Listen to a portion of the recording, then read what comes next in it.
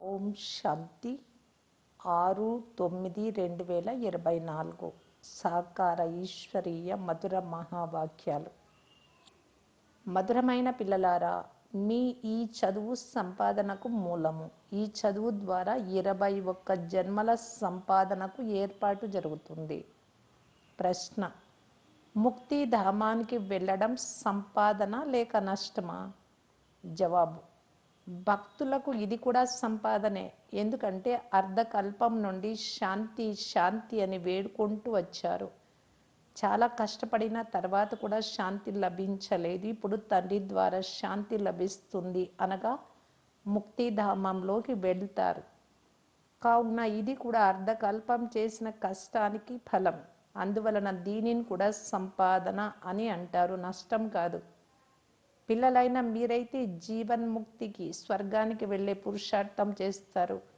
మీ బుద్ధిలో ఇప్పుడు పూర్తి ప్రపంచ చరిత్ర, భూగోళం అంతా నాట్యం ఆడుతోంది. ఓం శాంతి. ఆత్మయే అంతా అర్థం చేసుకుంటుంది అని ఆత్మిక తండ్రి మధురాతి మధురమైన ఆత్మిక పిల్లలకు అర్థం చేయించారు. ఈ సమయంలో పిల్లలైన మిమ్ములను తండ్రి ఆత్మిక ప్రపంచంలోకి తీసుకెళ్తారు. దానిని ఆత్మిక దైవీ ప్రపంచమని, దీనిని దైహిక మానవుల ప్రపంచమని అంటారు. ఒకప్పుడు దేవతల ప్రపంచం ఉండేదని, అది దైవీ మనుషుల పవిత్ర ప్రపంచమని పిల్లలు అర్థం చేసుకున్నారు. ఇప్పుడు మనుషులు అపవిత్రంగా ఉన్నారు, అందువలన ఆ దేవతలను కీర్తిస్తూ పూజిస్తూ ఉన్నారు. కల్పవృక్ష చిత్రంలో మొదట ఒకే ధర్మం ఉంటుంది అనే స్మృతి ఉంది. విరాట రూపంలో వృక్షం గురించి కూడా అర్థం చేయించాలి. ఈ వృక్షానికి బీజ రూపుడు పైన ఉన్నారు. వృక్షానికి బీజం తండ్రి. ఎలాంటి బీజము అలాంటి ఫలం, అనగా ఆకులు మొదలైనవి వెలువడతాయి. ఇది కూడా అద్భుతమే కదా. ఇంత చిన్న వస్తువు ఎంత ఫలంనిస్తుంది. దాని రూపం ఇన్ని విధాలుగా మారుతూ ఉంటుంది. ఈ మానవ సృష్టి రూపీ వృక్షం గురించి ఎవ్వరికీ తెలియదు. దీనిని కల్పవృక్షమని అంటారు. దీనిని గురించి గీతలో మాత్రమే వర్ణించబడింది. భగవద్గీతయే నెంబర్ 1 ధర్మశాస్త్రం అని అందరికీ తెలుసు. శాస్త్రాలు కూడా నంబర్ వారుగా ఉంటాయి కదా. ధర్మాలు కూడా నంబర్ వారుగా ఎలా స్థాపించబడతాయో అది కూడా కేవలం మీరు మాత్రమే అర్థం చేసుకుంటారు. మరి ఎవ్వరిలోనూ ఈ జ్ఞానం ఉండదు. మొట్టమొదట ఏ ధర్మానికి చెందిన వృక్షం ఉండేదో, తర్వాత ఇందులో ఇతర ధర్మాలు ఎలా వృద్ధి చెందుతాయో మీ బుద్ధిలో ఉంది. దీనిని విరాట నాటకమని అంటారు. పిల్లల బుద్ధిలో మొత్తం వృక్షం అంతా ఉంది. వృక్షం ఎలా ఉత్పన్నం అవుతుందో అది ముఖ్యమైన విషయం. దేవీ దేవతల వృక్షం ఇప్పుడు లేదు. మిగిలిన కొమ్మలు రెమ్మలన్నీ ఉన్నాయి. కానీ ఆది సనాతన దేవీ దేవత ధర్మానికి పునాది లేనే లేదు. ఒకే ఒక ఆది సనాతన దేవీ దేవత ధర్మమును స్థాపిస్తారు. మిగిలిన ధర్మములన్నీ వినాశనం అవుతాయి అని గాయనం కూడా ఉంది. దైవీ వృక్షం ఎంత చిన్నదిగా ఉంటుందో ఇప్పుడు మీకు తెలుసు. ఆ తర్వాత ఇన్ని ధర్మాలు ఉండనే ఉండవు. వృక్షం మొదట చిన్నదిగా ఉంటుంది, తర్వాత పెద్దది అవుతూ ఉంటుంది. పెద్దది అవుతూ అవుతూ ఇప్పుడు ఎంత పెద్దదైపోయింది. ఇప్పుడు దీని ఆయువు పూర్తి అవుతుంది. దీనికి ఉదాహరణగా మది వృక్షంను చూపించి బాగా అర్థం చేయిస్తారు. ఇది కూడా గీతా జ్ఞానమే. మీ సన్ముఖంలో కూర్చొని తండ్రి తెలియజేయు ఈ గీతా జ్ఞానం ద్వారా మీరు రాజాది రాజులుగా అవుతారు. తర్వాత మళ్ళీ భక్తి మార్గంలో ఈ గీత మొదలైన శాస్త్రాలన్నీ తయారవుతాయి.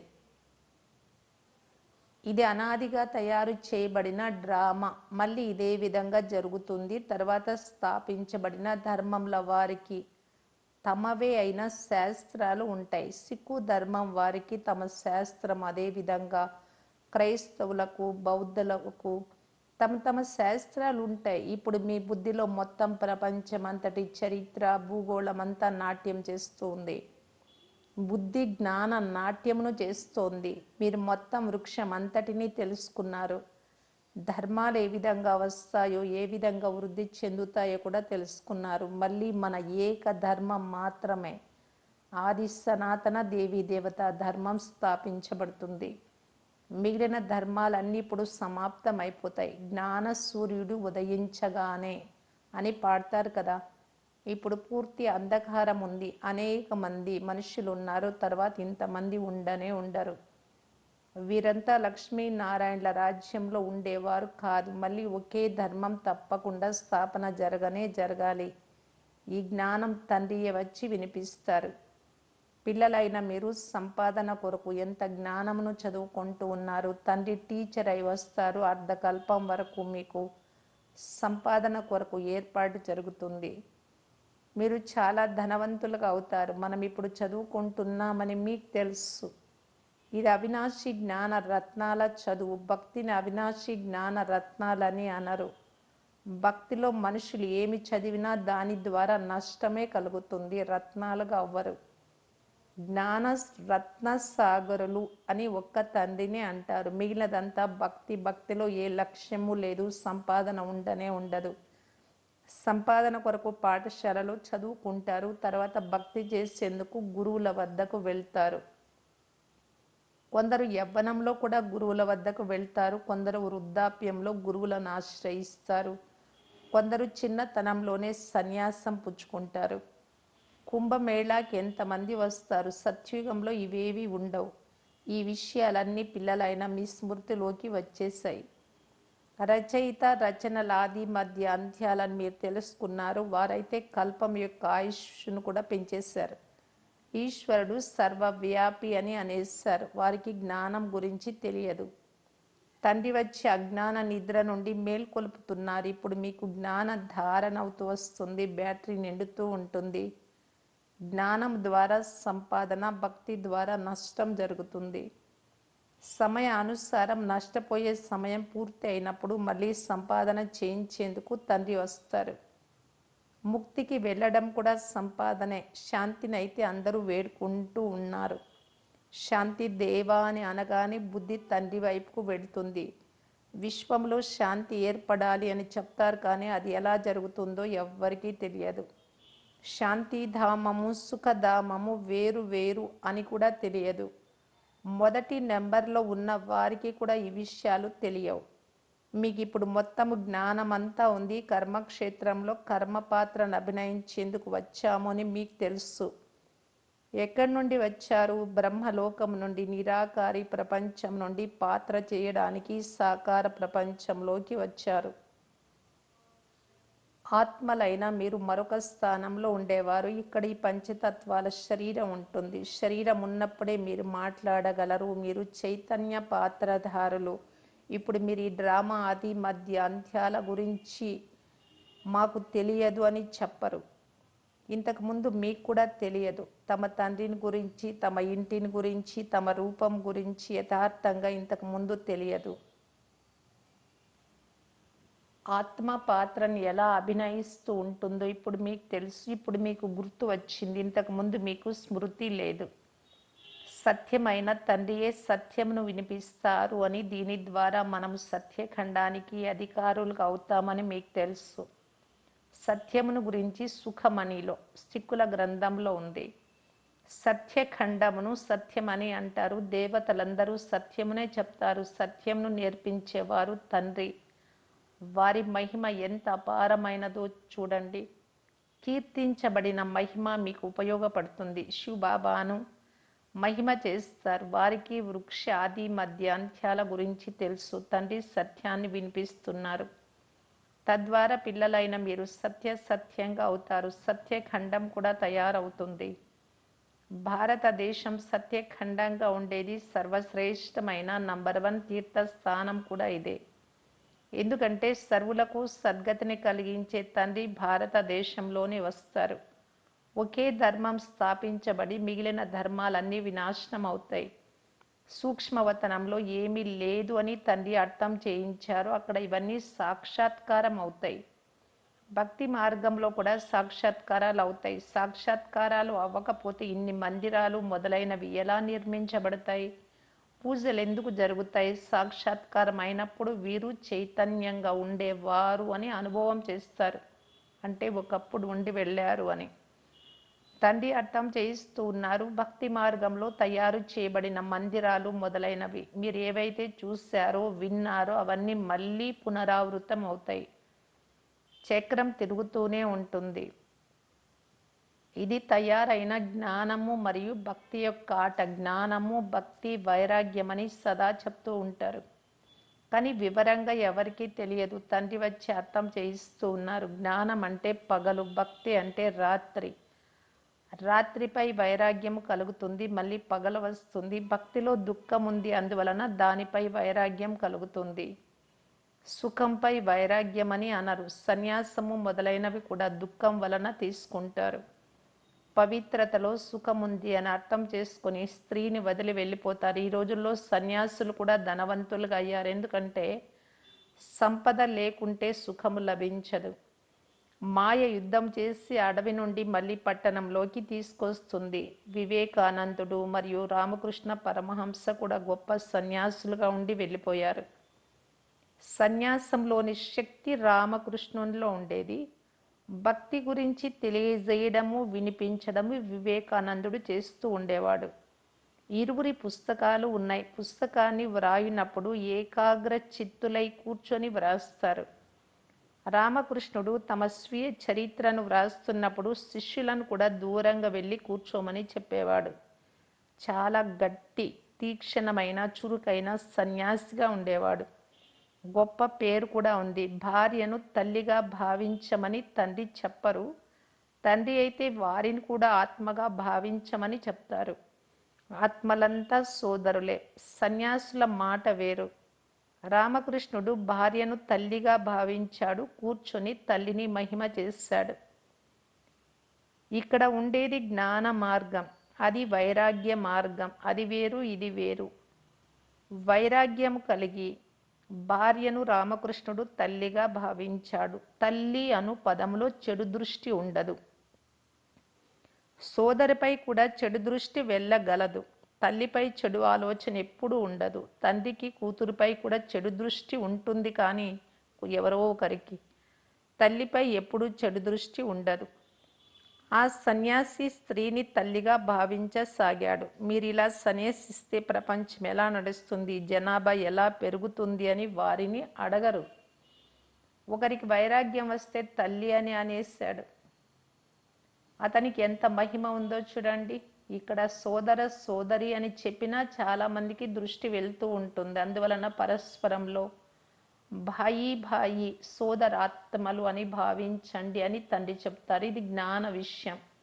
అది ఒక్కరి విషయం. ఇక్కడైతే ప్రజాపిత బ్రహ్మకు సంతానులైన వారు సోదర సోదరీలుగా చాలా మంది పిల్లలు ఉన్నారు.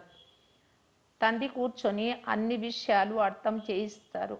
ఇతడు కూడా శాస్త్రాలు మొదలైనవన్నీ చదివాడు. నివృత్తి మార్గంలోని వారి ధర్మమే వేరు. అది కేవలం పురుషుల కొరకే. అది హద్దు వైరాగ్యం. మీకైతే మొత్తం బేహద్దు ప్రపంచం అంతటిపైన వైరాగ్యం ఉంది. సంగమ యుగంలోనే తండ్రి వచ్చి మీకు బేహద్దు విషయాలను అర్థం చేయిస్తారు. ఇప్పుడు ఈ పాత ప్రపంచంపై వైరాగ్యం కలగాలి. ఇది చాలా పతితమైన చీ ప్రపంచం. ఇక్కడ శరీరం పావనంగా అవ్వలేదు. ఆత్మకు నూతన శరీరం సత్యుగంలోనే లభించగలదు. భలే ఇక్కడ ఆత్మ పవిత్రంగా అయినా శరీరం అపవిత్రమైనదే లభిస్తుంది. కర్మాతీత స్థితి తయారయ్యే వరకు శరీరం అపవిత్రంగానే ఉంటుంది. బంగారులో మైల పడితే ఆభరణం కూడా అలాగే ఉంటుంది. మలినం వెళ్ళిపోయినప్పుడే ఆభరణం కూడా అసలైనదిగా తయారవుతుంది. ఈ లక్ష్మీనారాయణుల ఆత్మ మరియు శరీరం రెండు సతో ప్రధానమైనవి. మీ ఆత్మ మరియు శరీరం రెండు తమో ప్రధానంగా నల్లగా ఉన్నాయి. ఆత్మ కామచితిపై కూర్చొని నల్లగా అయింది. నేను మళ్ళీ వచ్చి నల్లగా ఉన్న వారిని తెల్లగా అనగా పవిత్రంగా చేస్తానని తండ్రి చెప్తున్నారు. ఇవన్నీ జ్ఞాన విషయాలు. అంతేకాని నీరు మొదలైన వాటి విషయం లేదు. అందరూ కామచితిపై కూర్చొని పతితమైనారు. అందువలన పావనంగా అయ్యే ప్రతిజ్ఞ చేయమని రాఖీ కట్టబడుతుంది. నేను ఆత్మలతో మాట్లాడతానని తండ్రి చెప్తారు. నేను ఆత్మల తండ్రిని. నన్ను మీరు బాబా రండి, మమ్మలను సుఖధామానికి తీసుకెళ్ళండి, దుఃఖాన్ని హరించండి అని స్మృతి చేశారు. కలియుగంలో అపారమైన దుఃఖం ఉంది. తండ్రి అర్థం చేయించారు. మీరు కామచితిపై కూర్చొని నల్లగా తమో ప్రధానంగా అయిపోయారు. నేనిప్పుడు కామచితిపై నుండి దించి జ్ఞానచితిపై కూర్చోబెట్టేందుకు వచ్చాను. ఇప్పుడు పవిత్రంగా ఈ స్వర్గానికి వెళ్ళాలి, తండ్రిని స్మృతి చెయ్యాలి. తండ్రి ఆకర్షించుకుంటారు. తండ్రి వద్దకు జంటలు వస్తారు. ఒకరు ఆకర్షితమవుతారు, రెండవ వారు అవ్వరు. మేము ఈ అంతిమ జన్మలో పవిత్రంగా ఉంటాము, కామచితిపై కూర్చోమని కొందరు పురుషులు వెంటనే అనేస్తారు. అలాగని నిశ్చయం కలిగింది అని చెప్పలేము. ఒకవేళ నిశ్చయం ఏర్పడితే బేహద్దు తండ్రికి తప్పకుండా లెటర్ రాస్తారు. తండ్రి సంబంధంలోనూ ఉంటారు. పవిత్రంగా ఉన్నారు అని, తమ వ్యాపారాలు మొదలైన వాటిలో నిమగ్నమై ఉన్నారు అని తెలిసింది. తండ్రి స్మృతి ఎక్కడ ఉంది? ఇటువంటి తండ్రిని ఎంత బాగా స్మృతి చెయ్యాలి? స్త్రీ పురుషులకు పరస్పరంలో ఎంత ప్రేమ ఉంటుంది? పతిని ఎంతగా స్మృతి చేస్తుంది?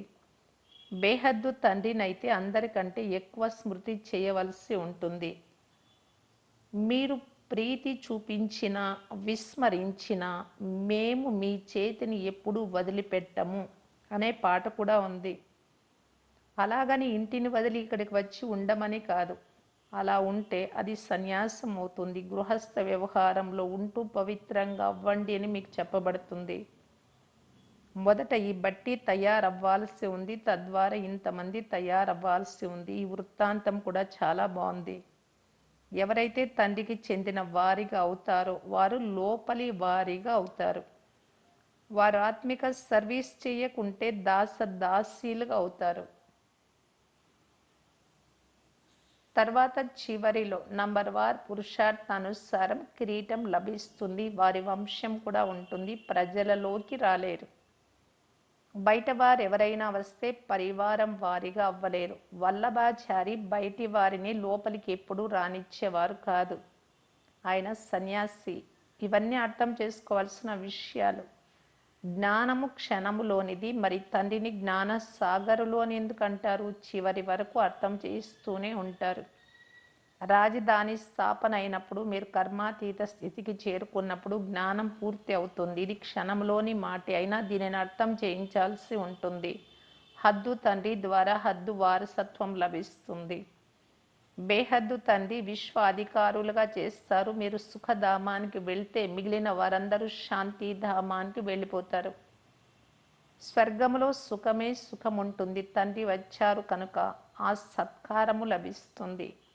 రాజయోగ విద్య ద్వారా మీరు నూతన విశ్వానికి అధికారులుగా అవుతున్నారు. అచ్చా, మధురాతి మధురమైన అపురూపమైన పిల్లలకు మాతాపిత బాప్దాదాల ప్రియ స్మృతులు మరియు గుడ్ మార్నింగ్. ఆత్మిక పిల్లలకు ఆత్మిక తండ్రి నమస్తే. ధారణ కొరకు ముఖ్య సారం. ఫస్ట్ పాయింట్, ఈ పతిత చీచీ ప్రపంచంపై అనంతమైన వైరాగ్యం కలిగి ఆత్మను పావనంగా చేసుకునే పురుషార్థం పూర్తిగా చేయాలి. ఒక్క తండ్రి ఆకర్షణలోనే ఉండాలి. సెకండ్ పాయింట్, జ్ఞాన ధారణ చేసి తమ బ్యాటరీని నింపుకోవాలి. జ్ఞాన రత్నాలతో స్వయాన్ని ధనవంతులుగా చేసుకోవాలి. ఇది సంపాదించుకునే సమయం, అందువలన నష్టం జరగకుండా చూసుకోవాలి. వరదానము, జ్ఞాన రత్నాలను ధారణ చేసి వ్యర్థాన్ని సమాప్తం చేసే హోలీ హంస భవ, పవిత్ర హంస కండి. హోలీ హంసలకు రెండు విశేషతలు ఉన్నాయి. ఒకటి జ్ఞాన రత్నాలను ఏరుకోవడం, రెండవది నిర్ణయ శక్తి ద్వారా పాలు మరియు నీటిని వేరు చేయడం. పాలను నీటిని వేరు చేయడం అంటే సమర్థాన్ని వ్యర్థాన్ని నిర్ణయించడం. వ్యర్థాన్ని నీరు సమానమని అంటారు, సమర్థం అంటే పాలు సమానం. కనుక వ్యర్థాన్ని సమాప్తం చేయడం అనగా హోలీ హంసలుగా అవ్వడం. ప్రతి సమయం సదా బుద్ధిలో జ్ఞాన రత్నాలు మెదులుతూ ఉండాలి. జ్ఞానం మననం జరుగుతూ ఉండాలి. అప్పుడు రత్నాలతో సంపన్నంగా నిండుగా అవుతారు. స్లోగన్, సదా మీ శ్రేష్ఠ స్థితి పొజిషన్లో స్థితమై ఉండి అపోజిషన్ వ్యతిరేకతను సమాప్తం చేసేవారే విజయీ ఆత్మలు. అవ్యక్త ఇషారా, ఇచ్చా మాత్రం అవిద్యా స్థితిని అనుభవం చేసుకొని అనుభవం చేయించడానికి బాప్దాదా ఇలా తెలియజేస్తూ ఉన్నారు. ఇచ్చా మాత్రం అవిద్య అనగా సంపూర్ణ శక్తిశాలి బీజ రూప స్థితి. ఎప్పుడు మీరు మాస్టర్ బీజరూపులు అవుతారో అప్పుడు ఆకులకు ప్రాప్తులు చేయించగలరు. అనేక భక్తాత్మలు అనేటటువంటి ఆకులు ఇప్పుడు ఎండిపోయి ఉన్నాయి, కొన్ని వాడిపోయి ఉన్నాయి. వాటిని తిరిగి మీ బీజరూప స్థితి ద్వారా శక్తుల యొక్క దానము సర్వప్రాప్తులు చేయించడానికి మీరు ఇచ్చా మాత్రం అవిద్యా స్థితిలో ఉండాలి. ఓం శాంతి.